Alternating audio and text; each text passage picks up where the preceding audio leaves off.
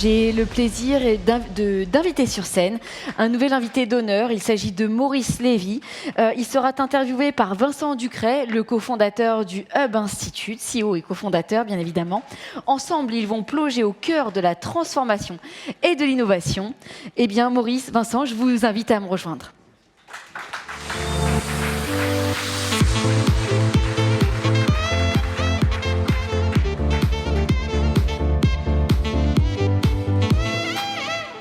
Très heureux, Maurice, de vous recevoir au Web Forum. Voilà. Mais moi, je suis très heureux d'être là. Merci, merci de votre invitation. C'est vrai qu'on a plaisir chaque année, en cette période d'octobre, de fédérer un peu l'écosystème de l'innovation digitale à une période de l'année où il réfléchit à l'année suivante. Et c'est un peu notre rôle en tant que think tank, quelque part, d'amener les clés de compréhension, les insights qu'on produit, aussi les plateformes et les cabinets qui aident à cette compréhension. Et donc, on trouvait que c'était important de vous inviter pour parler d'innovation. Votre parcours, clairement, a été tourné autour de ça. On pourrait parler du premier fait marquant qui a été l'incendie de Publicis. Vous pourrez en parler en 2 secondes. Et s'il n'y avait pas eu d'innovation numérique à ce moment-là, il n'y aurait peut-être plus de Publicis. Et puis, ça sera intéressant derrière, évidemment, de parler d'Ivatech, mais aussi de parler de l'Escalator et plus récemment de Your Art. Ce fil rouge de l'innovation, qui est le fil rouge un peu de votre vie professionnelle, voilà, je voulais qu'on en parle aujourd'hui, qu'on puisse, dans cette période économique qui est complexe, les relais de croissance ne sont pas évidents à trouver, l'innovation est forcément une des clés et une des pistes pour continuer à avancer. Sans aucun doute, je veux dire que sans remonter à la nuit des temps, et quand on regarde ce qu'a été le parcours de l'humanité, l'humanité a progressé, s'est développée grâce aux inventions, aux innovations, quelles qu'elles soient. Et on ne cesse d'innover et de rénover. Je veux dire que l'idée de rénovation n'est pas une idée à abandonner parce qu'il y a beaucoup de domaines dans lesquels un peu de ripollinage, en changeant pas mal de petites choses et sans aller vers le breakthrough, on réussit à replacer un produit sur le marché, à changer son positionnement, à faire en sorte qu'il soit vu un peu différemment. Et c'est la même chose pour les entreprises. En modifiant l'axe sur lequel elles sont installées, on réussit à les transformer. Donc, avoir en permanence une interrogation sur le mode de fonctionnement, sur ce que l'on est, sur ce que l'on fait, sur la viabilité du produit, est-ce qu'il est toujours ce qu'il devrait être et ce que les clients attendent, c'est un exercice non seulement salutaire, mais c'est un exercice indispensable pour rester dans le coup. Alors, j'évoquais tout à l'heure Publicis. Alors, vous pourrez revenir sur l'histoire que j'ai évoquée, mais c'est aussi intéressant toujours de se dire on doit accompagner les clients. Pour ça, il faut accompagner les talents internes, il faut aussi faire des acquisitions, il faut être dans l'innovation permanente. Comment vous pourriez un peu partager votre trajectoire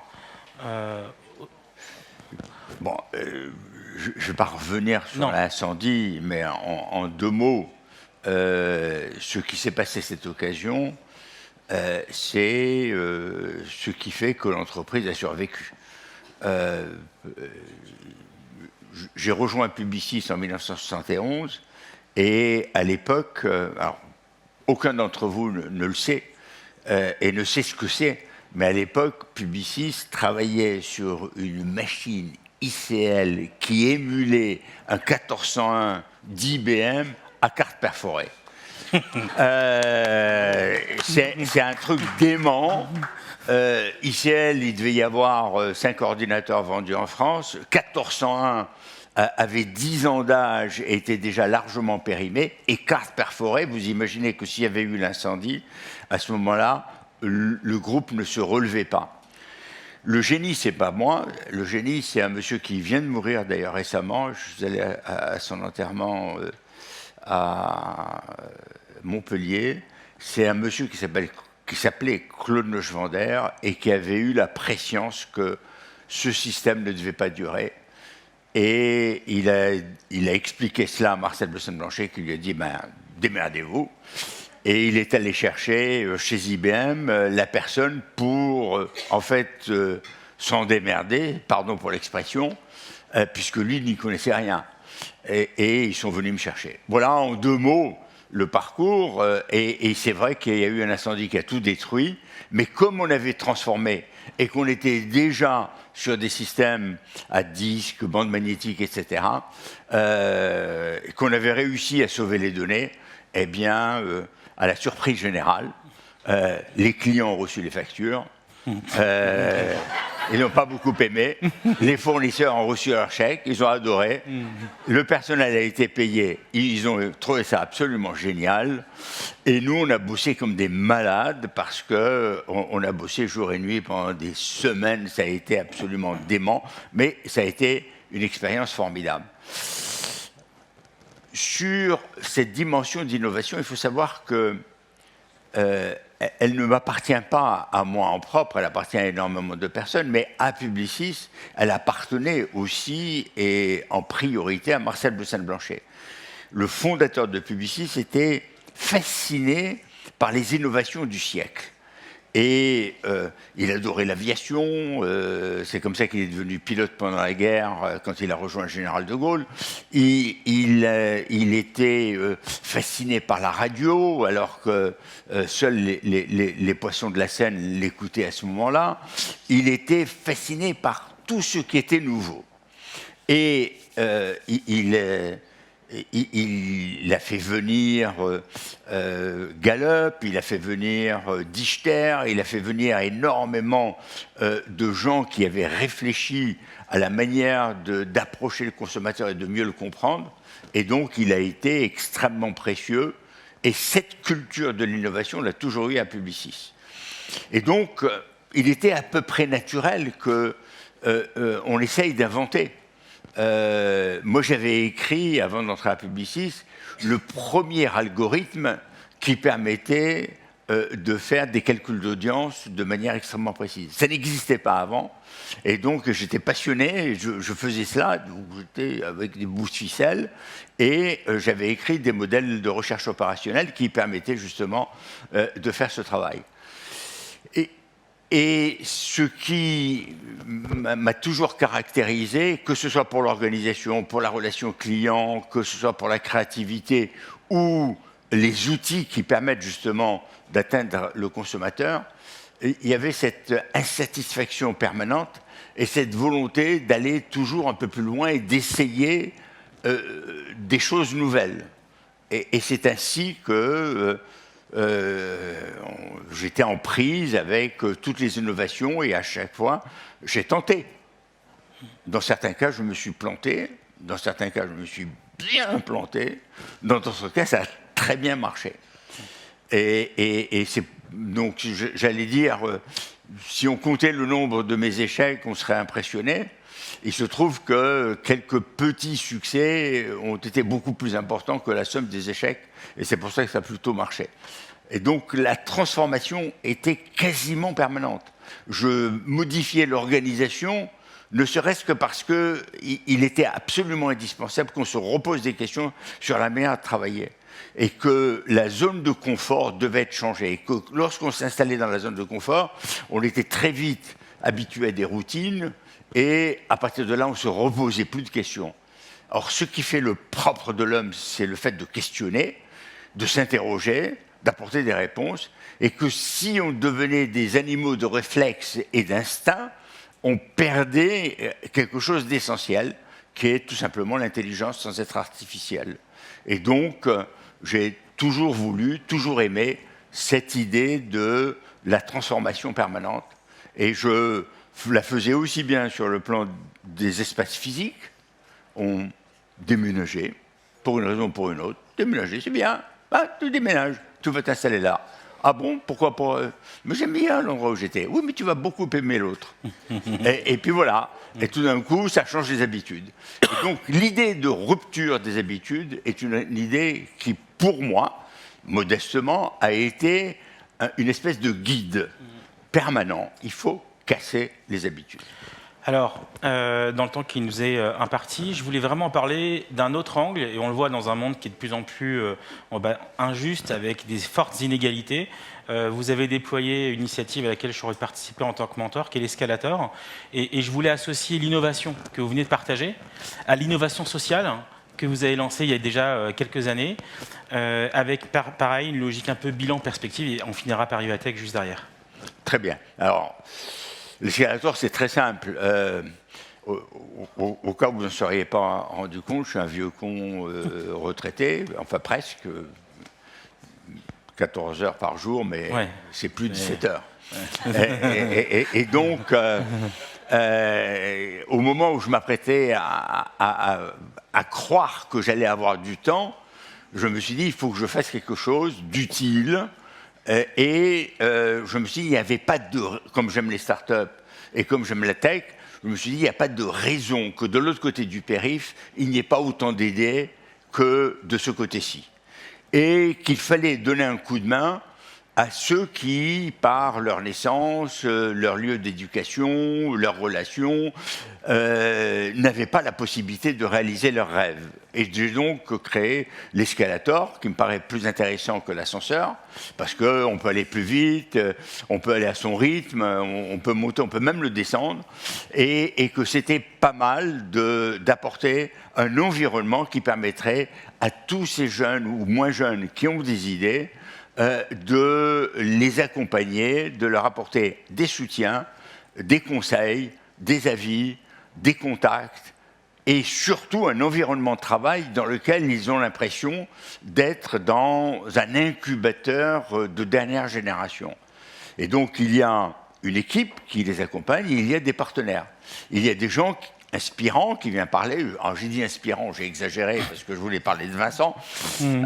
Mais enfin, il n'avait pas été mauvais ce jour-là. Donc c'était pas mal, c'était pas mal. Mais ils ont eu droit à des présidents d'entreprises, de très grandes entreprises, à des investisseurs, des gens qui sont venus, qui les ont aidés. Et ils ont, pour certains d'entre eux, commencé à lever des fonds. Et c'est pour l'instant plutôt touch wood, une réussite, pour l'instant. Merci beaucoup. On rentre dans la dernière ligne droite de nos échanges. L'idée, c'est de finir un peu sur bilan et perspective de Vivatech. On attaque la 8e édition. D'ailleurs, je voulais vous remettre au nom du Hub Institute la dernière édition du Hub Report du Vivatech que nos équipes ont produite. Donc, vous rajouterez 1 heure pour le lire, n'est-ce pas? C'est la synthèse que reçoivent tous nos membres qui sont présents dans la salle. Pourquoi vous ne m'avez pas donné une clé USB? Alors, non, ça aurait été déjà, mieux. C'est moins spectaculaire, je vous l'accorde. On n'a plus de clé USB. Mais ça aurait été bien, une clé USB, je l'aurais rapporté dans l'avion demain. On a le PDF, vous l'aurez, vous partez à New York demain, vous l'aurez en PDF pour le lire. Très bien, vous me l'envoyez en PDF. Avec grand plaisir, voilà. Et vous laissez poser sur votre bureau, voilà. Mais je vais le laisser poser sur mon bureau. Comme les autres. Comme avec une photo de Vincent, voilà, en disant, voilà, c'est là, Vincent, le Hub Institute. Voilà. D'ailleurs, je veux dire, sans vouloir lui faire de la pub, que ces tours à Vivatech sont tout à fait excellents. Merci, c'est vrai. C'est gentil. Non, mais... Et ça se développe bien, d'ailleurs. On est là depuis la première année, on attaque la 8e. Est-ce que vous pouvez nous teaser en conclusion, parce qu'on arrive à la fin de nos échanges? Moi, j'aurais préféré parler de YourArt, qui est la start-up que je viens de créer il y a quelques mois. Mais je vais vous parler de Vivatech. Mais néanmoins, quand même, laissez-moi vous dire un mot de YourArt. Allez-y. Parce que là, c'est un vrai rêve. Là, c'est un vrai rêve, c'est une... Est-ce que c'est pas le projet que vous vous dites, je le ferai quand je suis... pas retraité, mais avec moins de responsabilités. Mais j'ai pas de problème à être retraité. Écoutez, je vais vous dire une chose, au cas où, pour ceux qui ne le savent pas, je suis né en 42. 2023, ça fait 81 ans. Donc, je suis un peu fatigué, un peu vieux, mais j'ai encore plein de projets. Et YourArt, j'en ai d'autres. Allez-y. YourArt est un projet que j'ai depuis pas mal d'années, que j'ai souhaité créer avec des collaborateurs de Publicis. J'aurais dit, tu veux pas m'aider, tu veux pas faire un petit truc. Et puis, j'ai dû attendre la pandémie pour pouvoir me mettre au boulot avec 2 ou 3 personnes, dont mon fils Stéphane, qui est un spécialiste de l'intelligence artificielle. Et on est arrivé à un produit, je vous conseille d'aller sur yourart.art, Le produit est sorti il y a 4 mois et demi. Il y a encore du boulot et pour l'instant, on a quand même à peu près 1500 artistes. Ah oui, ça vit, il y a quand même beaucoup d'œuvres. Et 8000, plus de 8000 œuvres et ça marche plutôt bien. Donc je ne suis pas mécontent. Maintenant, je reviens à Vivatech, dont je ne suis pas mécontent aussi. Ne vous trompez pas, ne croyez pas que je dis que je ne suis pas mécontent du rap pour être mécontent de Vivatech. Vivatech, c'est une idée toute simple qui était inscrite dans le rapport que j'avais co-signé avec Jean-Pierre Jouyet pour l'économie de l'immatériel, rapport qu'on a remis en 2006 à Thierry Breton, qui était ministre de l'économie et qui avait commandé ce rapport. Et l'idée, c'était de dire il faut créer un événement à Paris qui fasse que les énergies soient cristallisées et que l'ambition de créer un écosystème de start-up soit formalisé d'une certaine façon. Et donc, à partir de là, j'avais dit dans ce rapport, faisons un événement au Grand Palais, etc. Quand en 2016, j'ai voulu célébrer le 90e anniversaire de Publicis en finançant 90 startups, je me suis rendu compte que le Grand Palais n'était pas assez grand, que tout seul, je ne pouvais pas le faire. Je me suis associé avec les Échos et on a fait le premier événement Vivatech. 43 000 personnes. Cette année, 154 000 personnes, 6 milliards et demi d'impressions, plus de 11 000 startups et des résultats absolument éblouissants en termes commerciaux pour les startups. Plus de 25% de leur chiffre d'affaires conclu à Vivatech. Beaucoup ont signé des accords, et y compris lever des fonds à Vivatech. Donc, c'est quelque chose qui me plaît énormément. Je suis passionné par cela. J'avais envie de le faire et je l'ai réalisé. C'est pas comme il avait rêvé et d'autres l'ont fait. Non, je l'ai rêvé et je l'ai fait. Vous l'avez fait. Et ce qui me plaît là-dedans, c'est surtout l'énergie que l'on sent et le fait que les gens qui viennent ressortent absolument passionnés, enrichis, dynamisés et confrontés à des géants de la tech qui viennent, alors que j'ai connu dans une autre vie, et je leur dis, il faut venir, Paris, j'ai fait chier, mais il faut venir quand même, s'il te plaît, ma réputation, fais un effort, etc. Et bref, ils viennent, et on a des moments extraordinaires, et c'est des gens absolument passionnants qui sont venus et qui vont encore venir. Et surtout, ça a accompagné le mouvement de la French Tech. Je ne dis pas du tout que ça l'a provoqué, ça l'a juste accompagné. Et comme il y avait beaucoup d'autres choses qui étaient faites en même temps, la French Tech a pris son élan grâce au fait de toutes ces initiatives simultanées. Station F en est une, et une très belle. Et donc, maintenant, il faut aller plus loin, faire en sorte... Je sais, on a dépassé le temps. Oui, voilà. Ben ouais, c'est ça. Mais c'est votre faute, me faites parler de l'incendie. Mais je vous ai promis... Qu'est-ce que ça veut dire, l'incendie 1972? Je sais. Mais... Non, vous allez dans l'archéologie. Bon, ça fait rien. Et donc, l'important, c'est que ça soit... quelque chose qui serve de catalyseur, catalyseur d'énergie, catalyseur de financement, catalyseur d'innovation, et aussi que ça incite une espèce d'inspiration qui incite les startups à aller plus loin et tous ceux qui ont une idée à oser. Parce qu'en réalité, on est en train de prouver chaque année que ceux qui ont osé ont pu avoir leur chance de réussir. Et quand ils n'ont pas réussi, ils ont eu au moins la satisfaction d'avoir osé. Bravo. Merci. Merci. Et pardon d'avoir été long. Merci. Merci beaucoup à tous les deux.